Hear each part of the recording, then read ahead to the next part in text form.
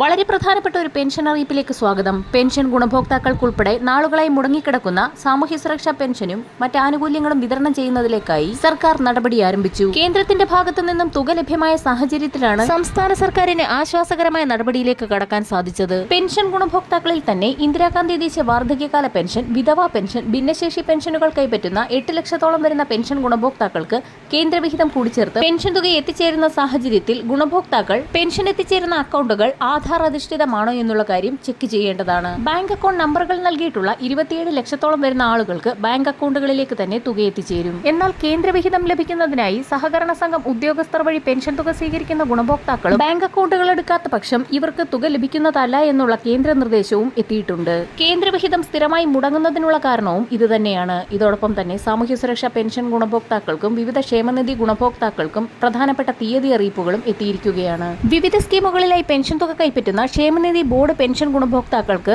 പലപ്പോഴും പെൻഷൻ തുക 3200 രൂപ വീതം വിതരണം ചെയ്യുമ്പോൾ സാമൂഹ്യ സുരക്ഷാ പെൻഷൻ ഗുണഭോക്താക്കളെ അപേക്ഷിച്ച് 1600 രൂപ മാത്രമാണ് എത്തിച്ചേരുന്നതെന്നുള്ള പരാതി കൂടി ഉയർന്നിരിക്കുകയാണ്. പ്രവാസി ക്ഷേമനിധിയിൽ അംഗത്വമെടുത്തിട്ടുള്ള എല്ലാ പ്രവാസികളും മൊബൈൽ നമ്പർ ജനുവരി 31-നകം അപ്ഡേറ്റ് ചെയ്യണമെന്ന് അധികൃതർ ഒരു തീയതി അറിയിപ്പ് കൂടി ഇപ്പോൾ നൽകിയിരിക്കുകയാണ്.